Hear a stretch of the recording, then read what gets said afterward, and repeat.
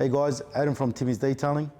We've got a VF Commodore here, and today we're going to show you some tips and tricks on how to apply your own ceramic coating within your comfort zone.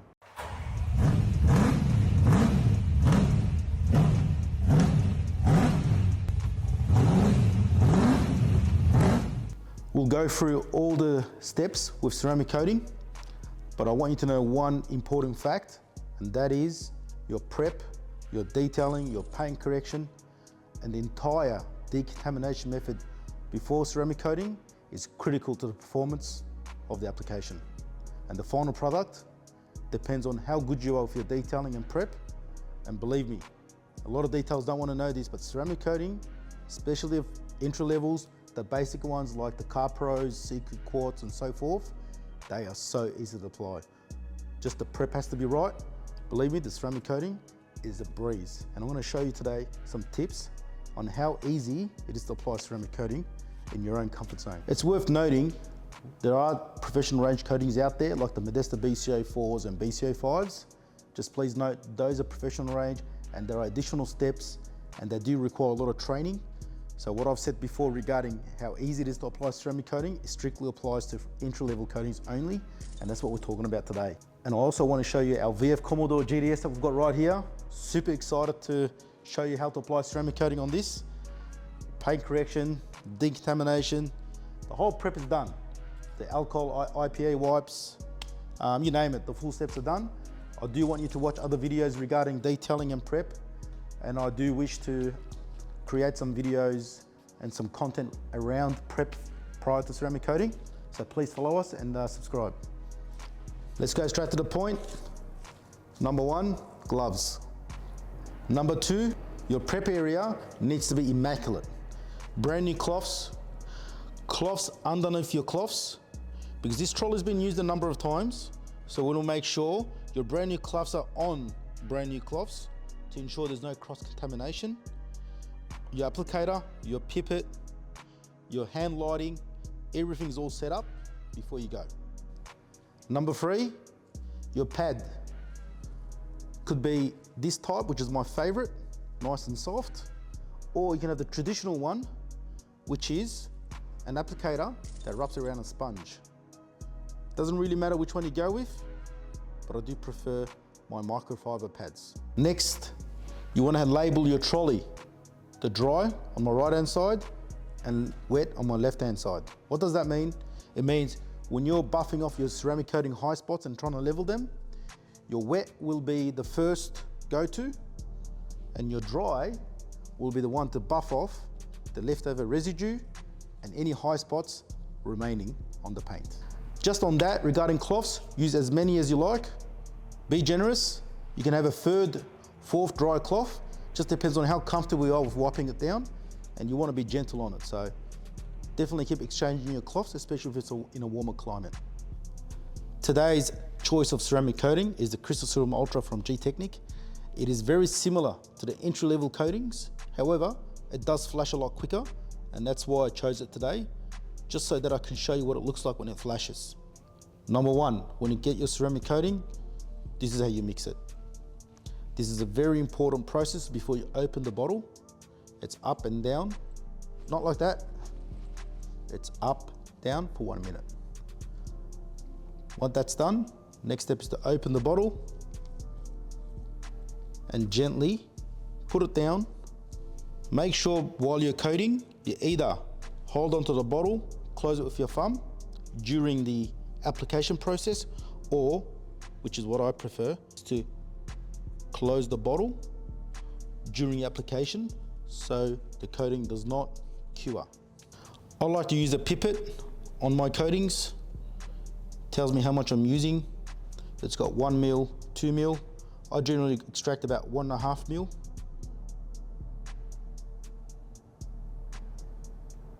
We'll do that one more time for you.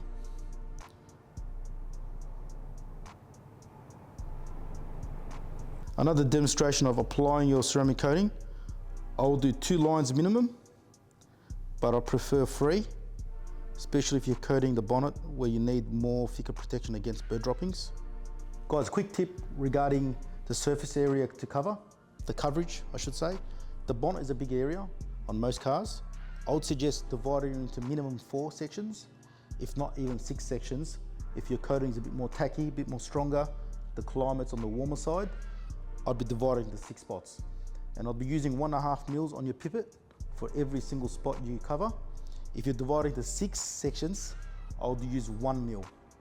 However, if you know you've got a lot of coating and you bought extra bottles, I suggest doing 2 coats on your bonnet, just to protect it against those heavy bird droppings over in summer. Now guys, you'll see that my coating style is slightly different to many detailers. I don't follow a crisscross pattern. The reason why I don't follow a crisscross pattern is the crisscross pattern I've realized has been sort of leveling the coating and thinning it out. And because it's getting thinned out, you're not getting the thickness that you need.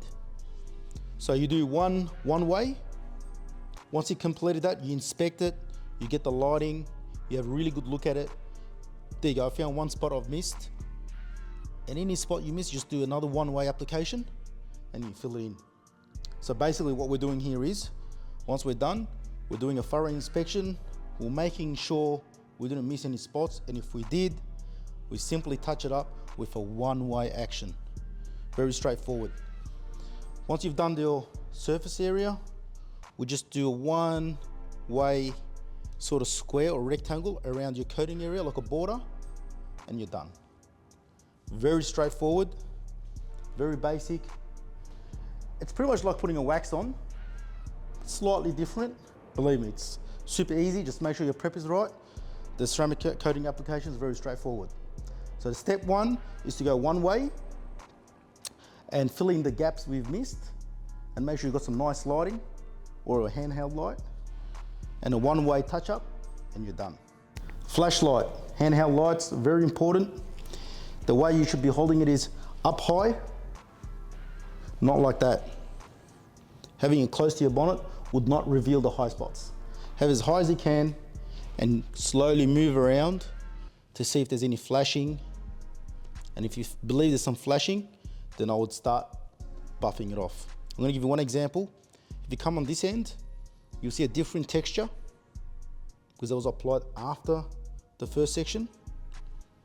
If you come onto the first section that I've applied, you can see a lot of texture in the coating. I'm not sure if the camera can pick it up, but there's a lot of flashing as well.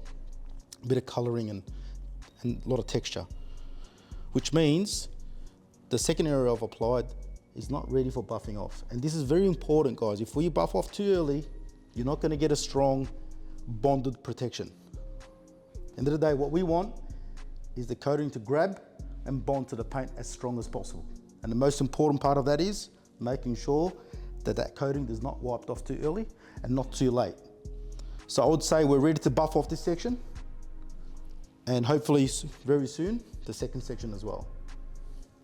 Remember my tip, we have a wet and a dry cloth, and I've labeled them on my trolley. So I'm grabbing that.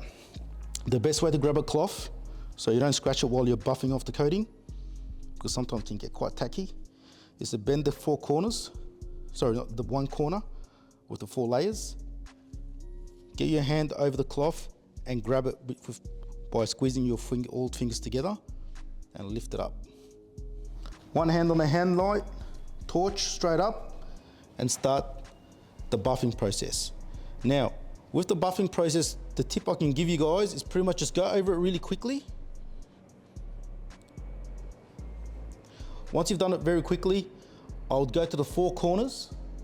This is one of the best tips I can give you. Go to the corners and do like a border around the coating and push it in.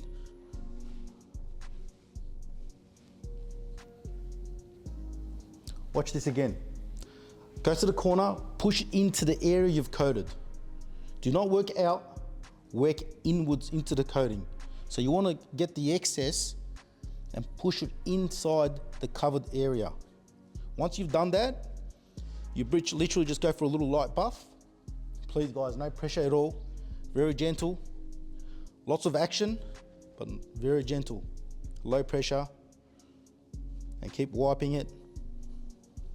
It's like applying a wax. However, just requires a bit more effort and a little bit more patience. Flip it over, one more buff.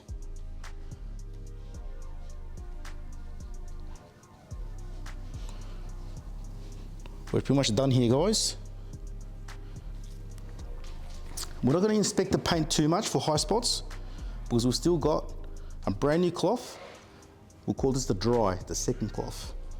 This is the area where we want to level all the high spots, any excess, and level the coating. Let's go. This is where you use your handheld light the most.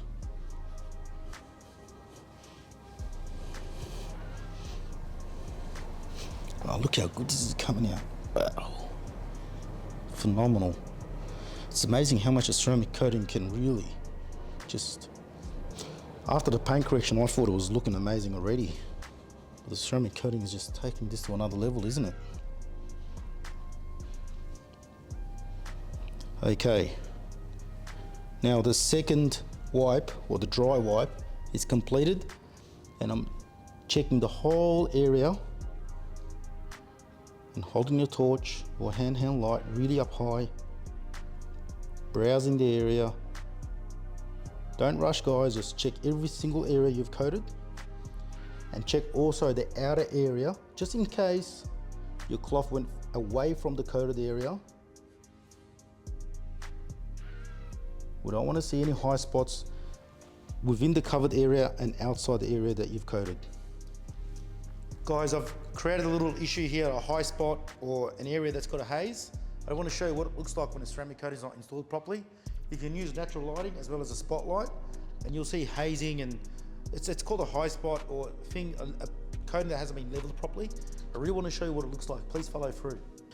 Guys, if you come up with an issue similar to what you see right now, high spots or any haze or blurriness in the paint, just know that you've failed to install the actual coating itself and you failed to level it. So what you need to do here is, if it's not too late, put your ceramic coating straight on top and sort of give it a light hand polish with the ceramic coating in a round action and crisscross pattern, and see if you can level it out, and then wipe it straight away.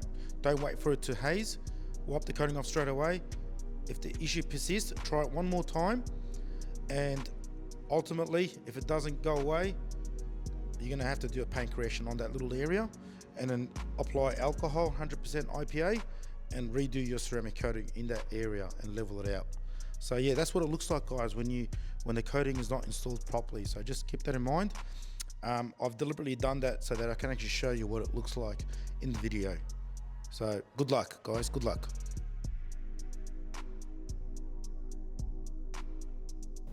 Guys, as you can see, the paint correction and the prep work is absolutely flawless. But I have to say, after ceramic coating it, it just looks wet and creamy. Looks so satisfying to apply, and just have to say the satisfaction of bringing it to another level, it itself is so enjoyable. So please make ceramic coating an enjoyable process and enjoy your car's new look. Just a quick one about the paint and the condition that this came in. Apart from the swirls and scratches and blemishes, we had some bird dropping issues on this, and there was so many bird droppings, it's really looked like it damaged the whole paint. Gladly, this was protected by Modesta liquid glass coating long years ago, and I have to say it's done an amazing job. 90% of the bird droppings didn't even sink through the coating, and as a result, the sacrificial layer done its job. But apart from one or two did sink, I'd say 80% through, and it's slightly burnt it clear, and we couldn't fix it. And I want to show you what it looks like so you know how important it is to protect your car. Also, make sure after coating application and your car paint's protected, just make sure you still look after it. Don't take it for granted and just leave it outside, get it bombarded by bird droppings on a hot day and not wash it. That's not the way you look after your car. Yes, we've got a sacrificial layer, but you still want to take care of it. I just want to show you some examples. Please come through. Guys, I know it's a tiny little spot. However, it's worth noting that that's what it looks like. And I've seen a lot worse where the actual paint actually fully cracks. This is cracked on a micro level, and hence why the customer came back to protect his car, because he knows that the bird droppings have done a lot of damage, and thankfully the protection has done its job and it saved his car from getting resprayed. It can devalue your car by respraying the car, so he's kept his original paint, and thankfully it wasn't too late and most of it came off, apart from those tiny little ones. So he's still very lucky. And yeah, now it's all protected, ready for action. Guys, at Timmy's Detailing, we do bake our coatings. We love baking our coatings. We believe it hardens the coating, makes it more scratch resistant. However, it is not a requirement, it is only recommended. The infrared process bakes it from the chassis, up through the prime, the base, into the clear, and then from the clear to the coating. So it's an awesome effect, it's an awesome add-on, but it's not required. But we do coat most of our coatings, especially our Medessa range.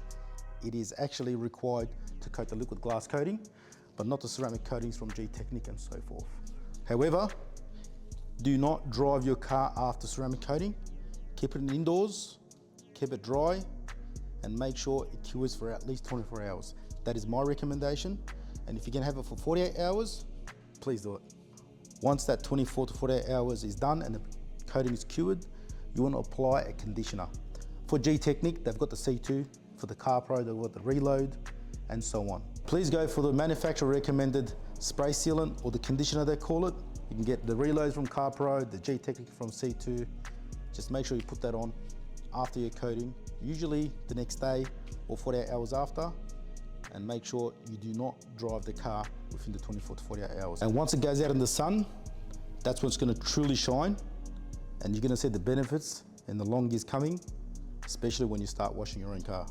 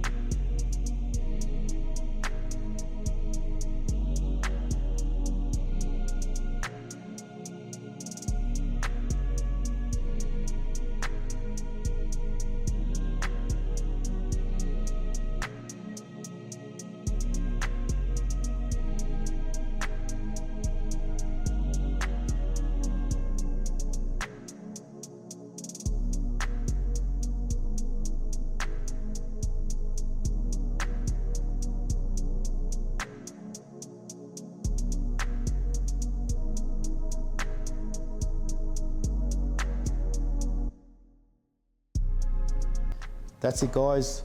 Hope you enjoyed all the tips I've given so far. Just in summary, ceramic coating, all the entry-level coatings, you can definitely do it yourself. You saw how easy it is. A lot of details don't want you to know this. It's a secret. They make it sound like it's a super hard job, but believe me, all the entry coatings are easy, as long as your prep is done right. And we're baking our one.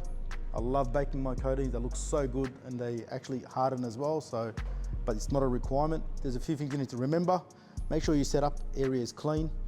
You've done your IPA before you start with 100% alcohol, or the CarPro eraser, or the G-Technic panel wipe. Your cloths are brand new. Your trolley's clean with cloths on top of it so that your brand new cloths don't get cross-contaminated. Your pads and applicators are all brand new as well. And remember, the method I've shown is a one-way application, followed by a flash or some texture on the coating, which means it's a sign of ready for it to be buffed off.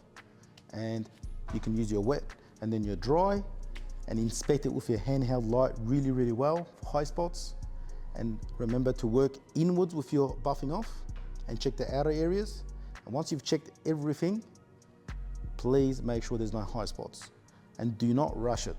Guys, believe me, if you rush this process, you want to enjoy it, and you're prone to make more mistakes.